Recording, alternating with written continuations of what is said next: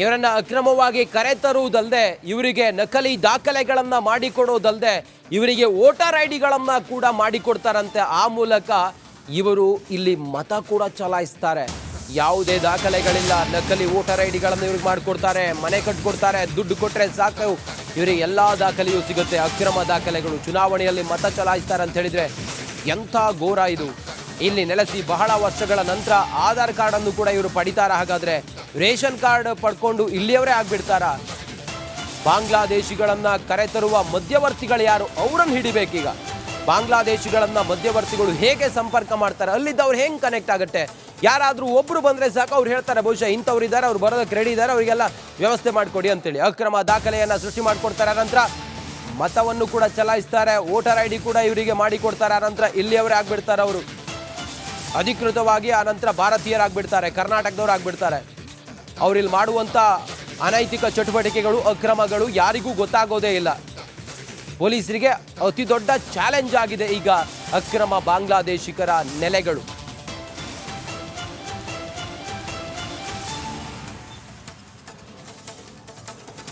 ಬಾಂಗ್ಲಾದಿಂದ ಬಂದಿದ್ದಾರೆ ಮತ್ತು ಉತ್ತರ ಭಾರತದಿಂದ ಬಂದಿದ್ದಾರೆ. ಹೇಳ್ತಾರೆ ಅವ್ರಿಗೆ ಊಟ ಸಿಕ್ಕಿರೋ ನಿಮ್ಗೆ ಮಾಹಿತಿ ಕರೆಕ್ಟ್ ಹೆಂಗೆ ಬರ್ತಾರೆ ಸರ್ ಅಲ್ಲಿಂದ?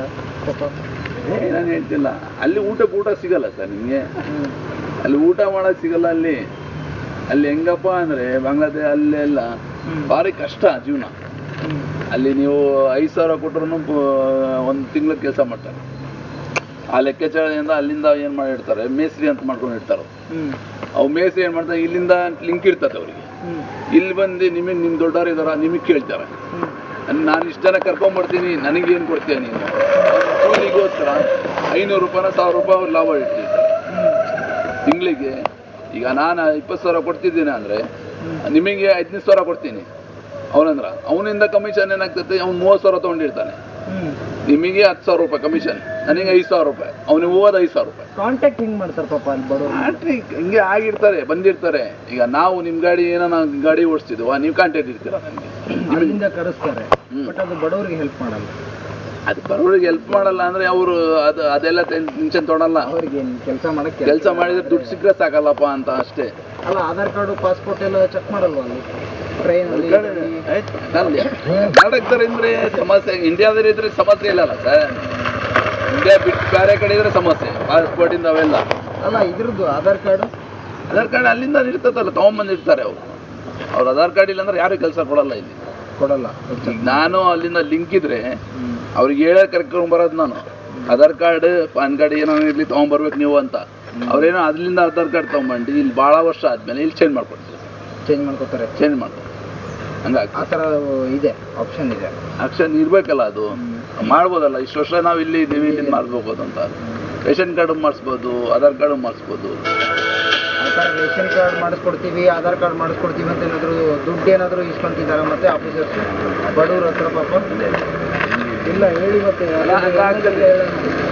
ನಮ್ಮ ಸೈಡೆ ನಮಗೆ ಆಗ್ತಾವ ಅಂದರೆ ನಿಮ್ಮ ಹತ್ರ ಇಸ್ಕೊತಾರೆ. ಅಯ್ಯೋ, ಮತ್ತೆ ಈಗ ಆಧಾರ್ ಕಾರ್ಡ್ ರೇಷನ್ ಕಾರ್ಡ್ ಮಾಡ್ಬೇಕಪ್ಪ ಅಂದ್ರೆ 5,000 ರೂಪಾಯಿ ಕೊಡ್ತಾರೆ. 5,000 ಅಲ್ಲ, 5,000 ನಾವು ಕೊಡಲ್ಲ ಸರ್. ಇಷ್ಟಂತ ಫೀಸ್ ಇರ್ತದೆ. ಫೀಸ್ ಆದ್ರೆ ಇಸ್ಕೊಳ್ಳೇಬೇಕು.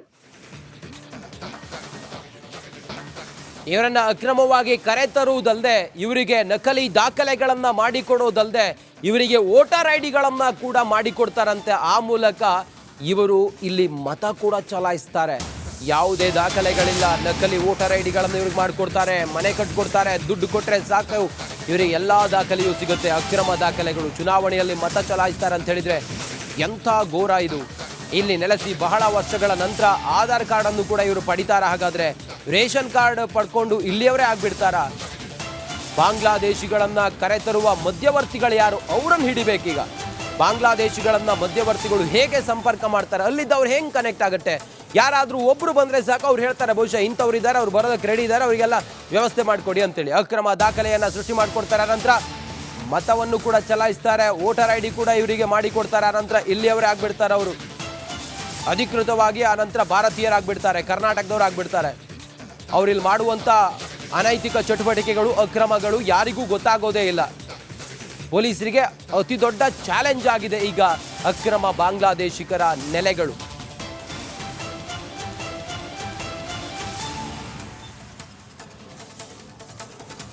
ಬಾಂಗ್ಲಾದಿಂದ ಬಂದಿದ್ದಾರೆ ಮತ್ತು ಉತ್ತರ ಭಾರತದಿಂದ ಬಂದಿದ್ದಾರೆ, ಅದೇ ಹೇಳ್ತಾರಲ್ಲ, ಅವ್ರಿಗೆ ಊಟ ಸಿಕ್ಕಿರೋ ನಿಮ್ಗೆ ಮಾಹಿತಿ ಕರೆಕ್ಟ್ ಇವರೆಲ್ಲ ಹೆಂಗೆ ಬರ್ತಾರೆ ಸರ್ ಅಲ್ಲಿಂದ ಪಾಪ? ನಾನು ಹೇಳ್ತಿಲ್ಲ, ಅಲ್ಲಿ ಊಟ ಸಿಗಲ್ಲ ಸರ್ ನಿಮಗೆ. ಅಲ್ಲಿ ಊಟ ಮಾಡೋಕೆ ಸಿಗಲ್ಲ. ಅಲ್ಲಿ ಹೆಂಗಪ್ಪ ಅಂದರೆ ಬಾಂಗ್ಲಾದೇಶ ಅಲ್ಲೆಲ್ಲ ಭಾರಿ ಕಷ್ಟ ಜೀವನ. ಅಲ್ಲಿ ನೀವು 5,000 ಕೊಟ್ಟರು 1 ತಿಂಗಳ ಕೆಲಸ ಮಾಡ್ತಾರೆ. ಆ ಲೆಕ್ಕಾಚಾರದಿಂದ ಅಲ್ಲಿಂದ ಏನು ಮಾಡಿರ್ತಾರೆ, ಮೇಸ್ತ್ರಿ ಅಂತ ಮಾಡ್ಕೊಂಡಿರ್ತಾರೆ. ಅವು ಮೇಸ್ತ್ರಿ ಏನು ಮಾಡ್ತಾರೆ, ಇಲ್ಲಿಂದ ಲಿಂಕ್ ಇರ್ತದೆ ಅವರಿಗೆ. ಇಲ್ಲಿ ಬಂದು ನಿಮ್ಮ ದೊಡ್ಡವ್ರು ಇದಾರ, ನಿಮಗೆ ಕೇಳ್ತಾರೆ, ನಾನು ಇಷ್ಟು ಜನ ಕರ್ಕೊಂಬರ್ತೀನಿ, ನನಗೇನು ಕೊಡ್ತೀಯ ನೀನು? ಕೂಲಿಗೋಸ್ಕರ 500 ರೂಪಾಯಿನ 1,000 ರೂಪಾಯಿ ಅವ್ರು ಲಾಭ ಇಟ್ಟಿರ್ತಾರೆ ತಿಂಗಳಿಗೆ. ಈಗ ನಾನು 20,000 ಕೊಡ್ತಿದ್ದೀನಿ ಅಂದರೆ ನಿಮಗೆ 15,000 ಕೊಡ್ತೀನಿ ಅವನಂದ್ರ, ಅವನಿಂದ ಕಮಿಷನ್ ಏನಾಗ್ತದೆ, ಅವ್ನು 30,000 ತೊಗೊಂಡಿರ್ತಾನೆ. ನಿಮಗೆ 10,000 ರೂಪಾಯಿ ಕಮಿಷನ್, ನನಗೆ 5,000 ರೂಪಾಯಿ, ಅವನಿಗೆ ಹೋಗೋದು 5,000 ರೂಪಾಯಿ. ಕಾಂಟ್ಯಾಕ್ಟ್ ಹಿಂಗೆ ಮಾಡ್ತಾರೆ ಪಾಪ ಅಲ್ಲಿ ಬಡವರು. ಹಿಂಗೆ ಆಗಿರ್ತಾರೆ, ಬಂದಿರ್ತಾರೆ. ಈಗ ನಾವು ನಿಮ್ಮ ಗಾಡಿ ಏನೋ ನಾವು ಗಾಡಿ ಓಡಿಸ್ತಿದ್ವು, ನೀವು ಕಾಂಟ್ಯಾಕ್ಟ್ ಇರ್ತೀರ, ಅಲ್ಲಿಂದ ಕರೆಸ್ತಾರೆ. ಬಟ್ ಅದು ಬಡವರಿಗೆ ಹೆಲ್ಪ್ ಮಾಡಲ್ಲ. ಅದು ಬಡವರಿಗೆ ಹೆಲ್ಪ್ ಮಾಡಲ್ಲ ಅಂದರೆ ಅವರು ಅದೆಲ್ಲ ಟೆನ್ಷನ್ ತೊಗೊಳಲ್ಲ. ಅವ್ರಿಗೆ ಕೆಲಸ ಮಾಡಿದ್ರೆ ದುಡ್ಡು ಸಿಕ್ಕರೆ ಸಾಕಲ್ಲಪ್ಪ ಅಂತ ಅಷ್ಟೇ. ಅಲ್ಲ, ಆಧಾರ್ ಕಾರ್ಡು ಪಾಸ್ಪೋರ್ಟ್ ಎಲ್ಲ ಚೆಕ್ ಮಾಡಲ್ವಾ ಅಲ್ಲಿ ಟ್ರೈನಲ್ಲಿ? ಕರ್ನಾಟಕದಲ್ಲಿದ್ರೆ ಸಮಸ್ಯೆ, ಇಂಡಿಯಾದಲ್ಲಿ ಇದ್ರೆ ಸಮಸ್ಯೆ ಇಲ್ಲಲ್ಲ ಸರ್. ಇಂಡಿಯಾ ಬಿಟ್ಟು ಬೇರೆ ಕಡೆ ಇದ್ರೆ ಸಮಸ್ಯೆ, ಪಾಸ್ಪೋರ್ಟಿಂದ ಅವೆಲ್ಲ. ಅಲ್ಲ, ಇದ್ರದ್ದು ಆಧಾರ್ ಕಾರ್ಡು ಅಲ್ಲಿಂದ ಇರ್ತದಲ್ಲ, ತೊಗೊಂಬಂದಿರ್ತಾರೆ ಅವರು. ಅವ್ರ ಆಧಾರ್ ಕಾರ್ಡ್ ಇಲ್ಲ ಅಂದ್ರೆ ಯಾರು ಕೆಲಸ ಕೊಡಲ್ಲ ಇಲ್ಲಿ, ಕೊಡಲ್ಲ. ಈಗ ನಾನು ಅಲ್ಲಿಂದ ಲಿಂಕ್ ಇದ್ರೆ ಅವ್ರಿಗೆ ಹೇಳೋ ಕರ್ಕೊಂಡು ಬರೋದು ನಾನು. ಆಧಾರ್ ಕಾರ್ಡ್ ಪಾನ್ ಕಾರ್ಡ್ ಏನೋ ಇರಲಿ ತೊಗೊಂಬರ್ಬೇಕು ನೀವು ಅಂತ. ಅವ್ರೇನೋ ಅಲ್ಲಿಂದ ಆಧಾರ್ ಕಾರ್ಡ್ ತೊಗೊಂಬಂಡು ಇಲ್ಲಿ ಭಾಳ ವರ್ಷ ಆದಮೇಲೆ ಇಲ್ಲಿ ಚೇಂಜ್ ಮಾಡ್ಕೊಡ್ತಾರೆ. ಚೇಂಜ್ ಮಾಡ್ತಾರೆ ಹಂಗಾಗಿ ಆ ಥರ ಇದೆ, ಆಪ್ಷನ್ ಇದೆ. ಆಕ್ಷನ್ ಇರಬೇಕಲ್ಲ, ಅದು ಮಾಡ್ಬೋದಲ್ಲ. ಇಷ್ಟು ವರ್ಷ ನಾವು ಇಲ್ಲಿ ಇದ್ದೀವಿ, ಇಲ್ಲಿ ಮಾಡಿಸ್ಬೋದು ಅಂತ. ರೇಷನ್ ಕಾರ್ಡು ಮಾಡಿಸ್ಬೋದು, ಆಧಾರ್ ಕಾರ್ಡು ಮಾಡಿಸ್ಬೋದು. ರೇಷನ್ ಕಾರ್ಡ್ ಮಾಡಿಸ್ಕೊಡ್ತೀವಿ, ಆಧಾರ್ ಕಾರ್ಡ್ ಮಾಡಿಸ್ಕೊಡ್ತೀವಿ ಅಂತ ಏನಾದರೂ ದುಡ್ಡು ಏನಾದರೂ ಇಸ್ಕೊಂತಿದ್ದಾರೆ ಮತ್ತೆ ಆಫೀಸರ್ಸ್ ಬಡವ್ರ ಹತ್ರ ಪಾಪ? ಇಲ್ಲ ಹೇಳಿ ಮತ್ತೆ. ನಮ್ಮ ಸೈಡ್ ನಮಗೆ ಆಗ್ತಾವ ಅಂದರೆ ನಿಮ್ಮ ಹತ್ರನೂ ಇಸ್ಕೊತಾರೆ. ಅಯ್ಯೋ, ಮತ್ತೆ ಈಗ ಆಧಾರ್ ಕಾರ್ಡ್ ರೇಷನ್ ಕಾರ್ಡ್ ಮಾಡ್ಬೇಕಪ್ಪ ಅಂದ್ರೆ 5,000 ರೂಪಾಯಿ ಕೊಡ್ತಾರೆ. 5,000 ಅಲ್ಲ, 5,000 ನಾವು ಕೊಡಲ್ಲ ಸರ್, ಇಷ್ಟಂತ ಫೀಸ್ ಇರ್ತದೆ. ಫೀಸ್ ಆದ್ರೆ ಇಸ್ಕೊಳ್ಳೇಬೇಕು. ಇವರನ್ನ ಅಕ್ರಮವಾಗಿ ಕರೆತರುವುದಲ್ಲದೆ, ಇವರಿಗೆ ನಕಲಿ ದಾಖಲೆಗಳನ್ನ ಮಾಡಿಕೊಡೋದಲ್ಲದೆ, ಇವರಿಗೆ ವೋಟರ್ ಐಡಿಗಳನ್ನ ಕೂಡ ಮಾಡಿಕೊಡ್ತಾರಂತೆ. ಆ ಮೂಲಕ ಇವರು ಇಲ್ಲಿ ಮತ ಕೂಡ ಚಲಾಯಿಸ್ತಾರೆ. ಯಾವುದೇ ದಾಖಲೆಗಳಿಲ್ಲ, ನಕಲಿ ವೋಟರ್ ಐಡಿಗಳನ್ನು ಇವ್ರಿಗೆ ಮಾಡಿಕೊಡ್ತಾರೆ, ಮನೆ ಕಟ್ಕೊಡ್ತಾರೆ. ದುಡ್ಡು ಕೊಟ್ಟರೆ ಸಾಕು, ಇವರಿಗೆ ಎಲ್ಲ ದಾಖಲೆಯೂ ಸಿಗುತ್ತೆ. ಅಕ್ರಮ ದಾಖಲೆಗಳು, ಚುನಾವಣೆಯಲ್ಲಿ ಮತ ಚಲಾಯಿಸ್ತಾರೆ ಅಂತ ಹೇಳಿದ್ರೆ ಎಂಥ ಘೋರ ಇದು. ಇಲ್ಲಿ ನೆಲೆಸಿ ಬಹಳ ವರ್ಷಗಳ ನಂತರ ಆಧಾರ್ ಕಾರ್ಡನ್ನು ಕೂಡ ಇವರು ಪಡಿತಾರ? ಹಾಗಾದ್ರೆ ರೇಷನ್ ಕಾರ್ಡ್ ಪಡ್ಕೊಂಡು ಇಲ್ಲಿಯವರೇ ಆಗ್ಬಿಡ್ತಾರ? ಬಾಂಗ್ಲಾದೇಶಿಗಳನ್ನ ಕರೆತರುವ ಮಧ್ಯವರ್ತಿಗಳು ಯಾರು, ಅವರನ್ನು ಹಿಡಿಬೇಕೀಗ. ಬಾಂಗ್ಲಾದೇಶಿಗಳನ್ನ ಮಧ್ಯವರ್ತಿಗಳು ಹೇಗೆ ಸಂಪರ್ಕ ಮಾಡ್ತಾರೆ, ಅಲ್ಲಿದ್ದವ್ರು ಹೆಂಗೆ ಕನೆಕ್ಟ್ ಆಗುತ್ತೆ? ಯಾರಾದರೂ ಒಬ್ರು ಬಂದರೆ ಸಾಕು, ಅವ್ರು ಹೇಳ್ತಾರೆ ಬಹುಶಃ ಇಂಥವ್ರು ಇದ್ದಾರೆ, ಅವ್ರು ಬರೋದಕ್ಕೆ ರೆಡಿ ಇದ್ದಾರೆ, ಅವರಿಗೆಲ್ಲ ವ್ಯವಸ್ಥೆ ಮಾಡಿಕೊಡಿ ಅಂತೇಳಿ ಅಕ್ರಮ ದಾಖಲೆಯನ್ನು ಸೃಷ್ಟಿ ಮಾಡಿಕೊಡ್ತಾರೆ. ನಂತರ ಮತವನ್ನು ಕೂಡ ಚಲಾಯಿಸ್ತಾರೆ, ವೋಟರ್ ಐಡಿ ಕೂಡ ಇವರಿಗೆ ಮಾಡಿಕೊಡ್ತಾರೆ. ನಂತರ ಇಲ್ಲಿಯವರೇ ಆಗ್ಬಿಡ್ತಾರೆ ಅವರು ಅಧಿಕೃತವಾಗಿ. ಆ ನಂತರ ಭಾರತೀಯರಾಗ್ಬಿಡ್ತಾರೆ, ಕರ್ನಾಟಕದವ್ರು ಆಗ್ಬಿಡ್ತಾರೆ.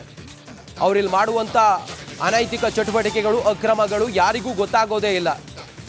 ಪೊಲೀಸರಿಗೆ ಅತಿ ದೊಡ್ಡ ಚಾಲೆಂಜ್ ಆಗಿದೆ ಈಗ ಅಕ್ರಮ ಬಾಂಗ್ಲಾದೇಶಿಗರ ನೆಲೆಗಳು.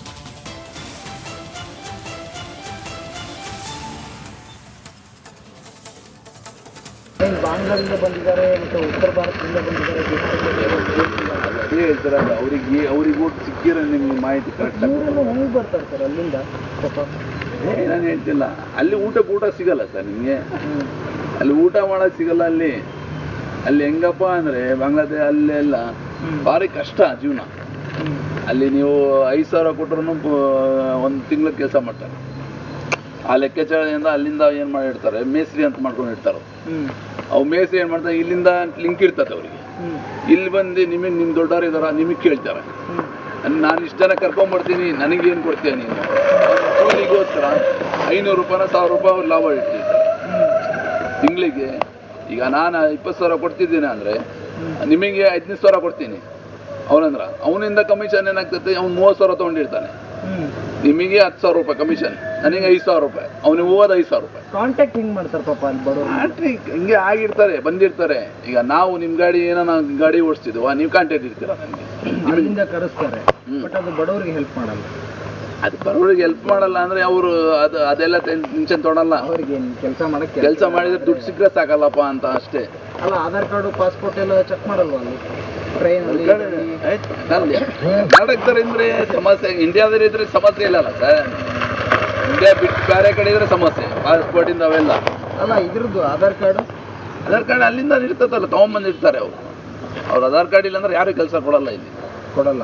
ಈಗ ನಾನು ಅಲ್ಲಿಂದ ಲಿಂಕ್ ಇದ್ರೆ ಅವ್ರಿಗೆ ಹೇಳೇ ಕರ್ಕೊಂಡು ಬರೋದು ನಾನು. ಆಧಾರ್ ಕಾರ್ಡ್ ಪಾನ್ ಕಾರ್ಡ್ ಏನೋ ಇರ್ಲಿ ತೊಗೊಂಬರ್ಬೇಕು ನೀವು ಅಂತ. ಅವ್ರೇನೋ ಅಲ್ಲಿಂದ ಆಧಾರ್ ಕಾರ್ಡ್ ತೊಗೊಂಬಂಡು ಇಲ್ಲಿ ಭಾಳ ವರ್ಷ ಆದ್ಮೇಲೆ ಇಲ್ಲಿ ಚೇಂಜ್ ಮಾಡ್ಕೊಡ್ತಾರೆ. ಚೇಂಜ್ ಮಾಡ್ತಾರೆ ಹಂಗಾಗಿ ಆ ಥರ ಇದೆ, ಆಪ್ಷನ್ ಇದೆ. ಆಕ್ಷನ್ ಇರ್ಬೇಕಲ್ಲ, ಅದು ಮಾಡ್ಬೋದಲ್ಲ. ಇಷ್ಟು ವರ್ಷ ನಾವು ಇಲ್ಲಿ ಇದ್ದೀವಿ, ಇಲ್ಲಿ ಮಾಡಿಸ್ಬೋದು ಅಂತ. ರೇಷನ್ ಕಾರ್ಡು ಮಾಡಿಸ್ಬೋದು, ಆಧಾರ್ ಕಾರ್ಡು ಮಾಡಿಸ್ಬೋದು. ಆ ಥರ ರೇಷನ್ ಕಾರ್ಡ್ ಮಾಡಿಸ್ಕೊಡ್ತೀವಿ, ಆಧಾರ್ ಕಾರ್ಡ್ ಮಾಡಿಸ್ಕೊಡ್ತೀವಿ ಅಂತ ಏನಾದರೂ ದುಡ್ಡು ಏನಾದರೂ ಇಸ್ಕೊಂತಿದ್ದಾರೆ ಮತ್ತೆ ಆಫೀಸರ್ಸ್ ಬಡವ್ರ ಹತ್ರ ಪಾಪ? ಇಲ್ಲ, ಹೇಳಿ ಮತ್ತೆ. ನಮ್ಮ ಸೈಡ್ ನಮಗೆ ಆಗ್ತಾವ ಅಂದ್ರೆ ನಿಮ್ಮ ಹತ್ರನೂ ಇಸ್ಕೊತಾರೆ. ಅಯ್ಯೋ, ಮತ್ತೆ ಈಗ ಆಧಾರ್ ಕಾರ್ಡ್ ರೇಷನ್ ಕಾರ್ಡ್ ಮಾಡ್ಬೇಕಪ್ಪ ಅಂದ್ರೆ 5,000 ರೂಪಾಯಿ ಕೊಡ್ತಾರೆ. 5,000 ಅಲ್ಲ, 5,000 ನಾವು ಕೊಡಲ್ಲ ಸರ್. ಇಷ್ಟಂತ ಫೀಸ್ ಇರ್ತದೆ. ಫೀಸ್ ಆದ್ರೆ ಇಸ್ಕೊಳ್ಳೇಬೇಕು.